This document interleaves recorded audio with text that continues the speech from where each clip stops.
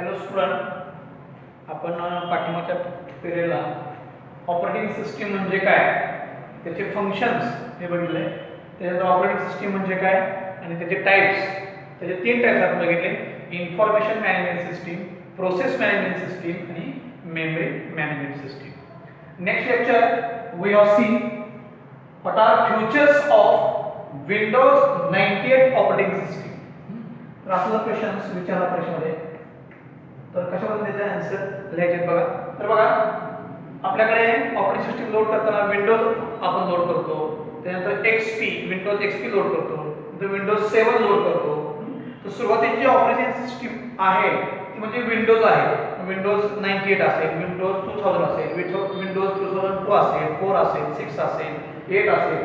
त्यानंतर एक्सपी आली मार्केटमध्ये, त्याच्यानंतर 7 आलेली आहे मार्केटमध्ये. तर हे विंडोजच्या सगळ्या ऑपरेटिंग सिस्टीम मार्केटमध्ये आलेले आहेत. तर फ्युचर्स म्हणजे विंडोज ऑपरेटिंग सिस्टीमचे वैशिष्ट्य काय लक्षात आहे.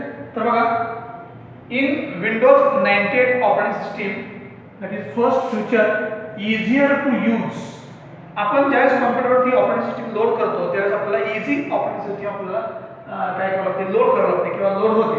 त्याच्यामध्ये आपल्याला इझी प्रोग्राम करता येतात, लगेच प्रोग्राम करता येतात, त्याला आपण इझियर टू यूज. तर बघा, Windows 98 operating system is easier to use. आता ते सब पॉइंट बघा, फर्स्ट पॉइंट सांगते तुम्हाला.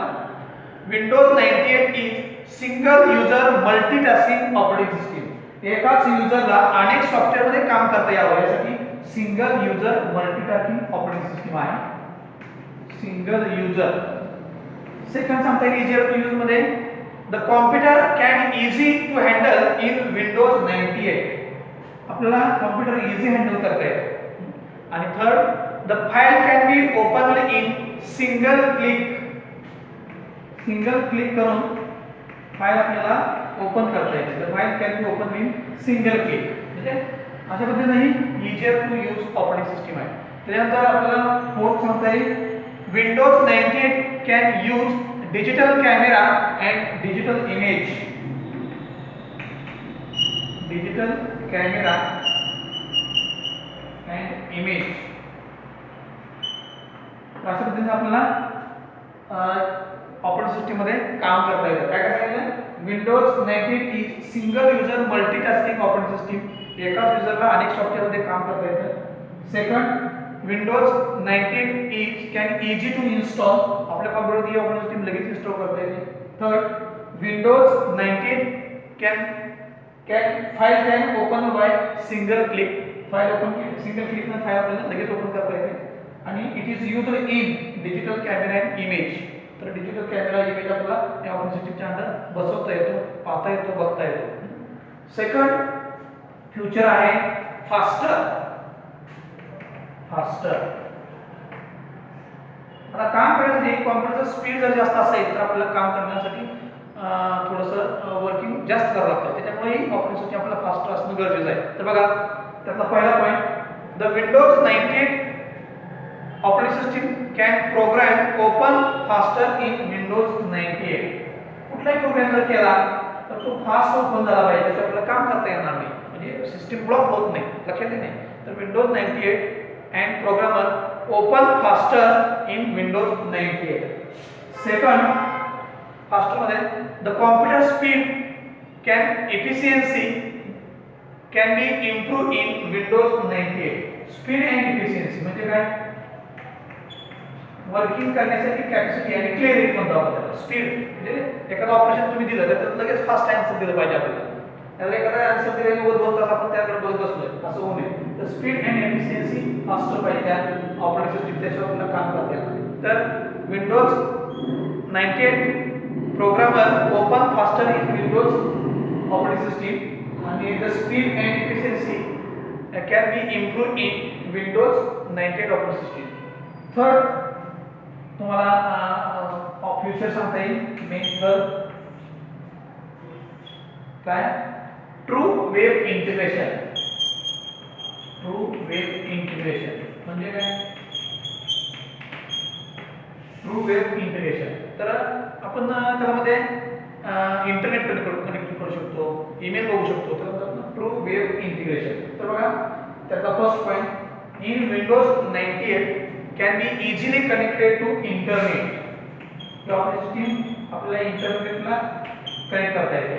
Second, the web pages can be viewed in Windows 98 operating system.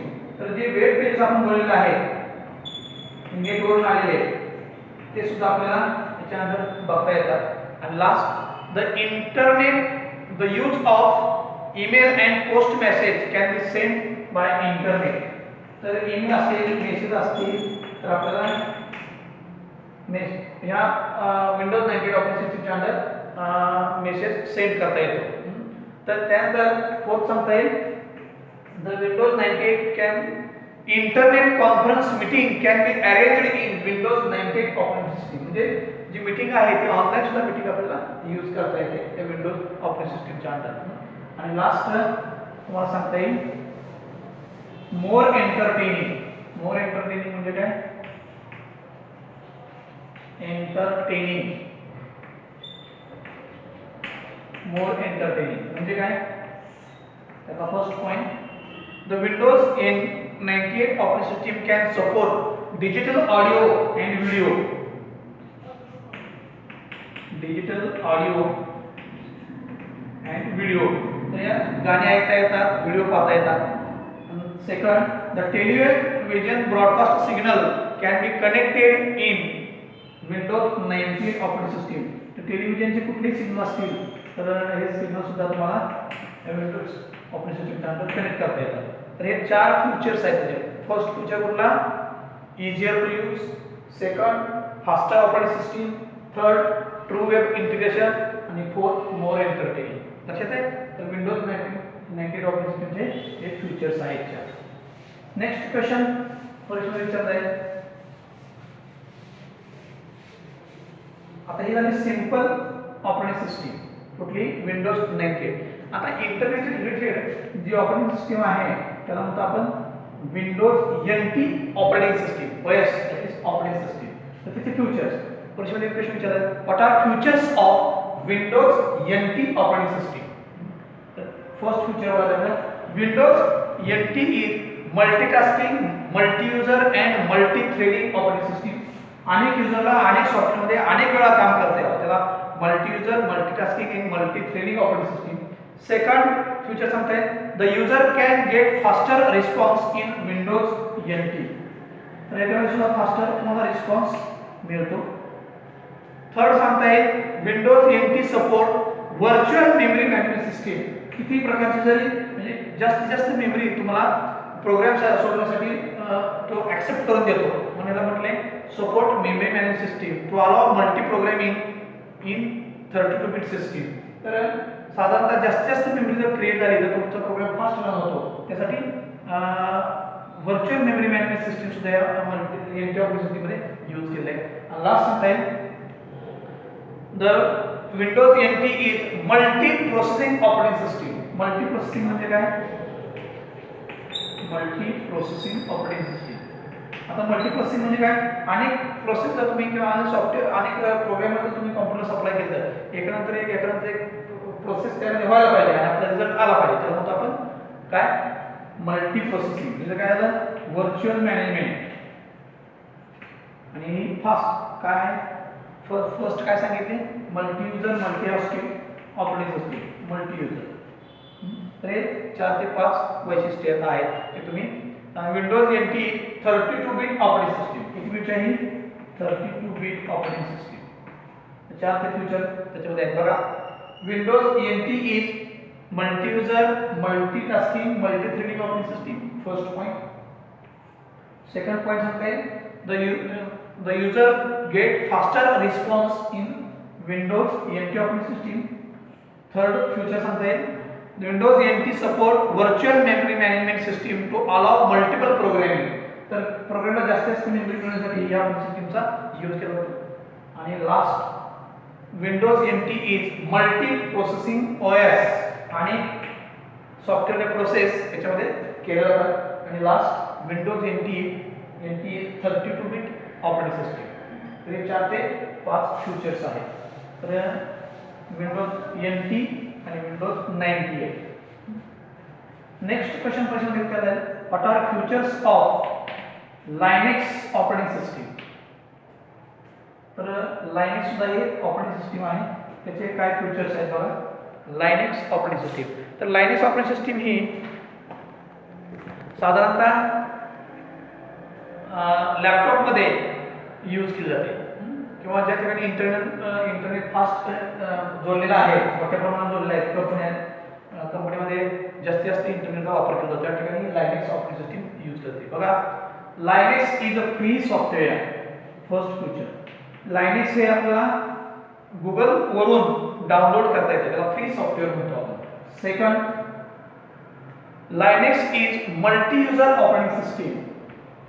Multi user, अनेक युजरला या सॉफ्टवेअर सिस्टीमच्या अंडर काम करता यावं म्हणून त्याच्यामध्ये अनेक युजर काम करतात, म्हणजे त्याला मल्टी युजर ओएस म्हटले, multi user operating system. Third feature सांगता येईल, Linux support wide web applications. Wide web applications म्हणजे काय की तुम्हाला ज्या वेबसाईट आहेत त्या वेबसाईट, सगळ्या वेबसाईट ह्या लायनेक्स सॉफ्टवेअरच्या अंडर बनवता येतात, त्याला वाइड वेब ॲप्लिकेशन्स म्हणतात. आणि लास्ट सांगता येईल, Linux is a free software, it can be copy and modify. Free software असल्यामुळं आपल्याला हे सॉफ्टवेअर कॉपी अँड मॉडिफाय सुद्धा करता येते. लक्षात आहे. तर आणि अजून सांगता येईल, it provides facility for limited resources. कमीत कमी कॉम्पोनंट्स त्याला जोडता येतात. लिमिटेड रिसोर्सेस म्हणतात, लिमिटेड रिसोर्सेस. तर अशा पद्धतीनं ही लायनेक्स ऑपरेटिंग सिस्टीम आहे.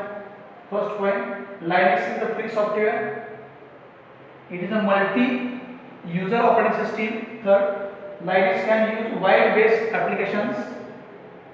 Linux is free software. It can be copied and modified. And fifth, Linux can facility from limited resources. म्हणजे कमीत कमी कंपोनेंट्स, प्रिंटर असेल, स्कॅनर असेल, त्याला जोडता येतात. तर हे लायनेक्सचं फ्युचर आहे लायनेक्सचे. तर आपण आज 3 ऑपरेटिंग सिस्टीमचे फ्युचर बघितले. पहिला बघितला विंडोज 98,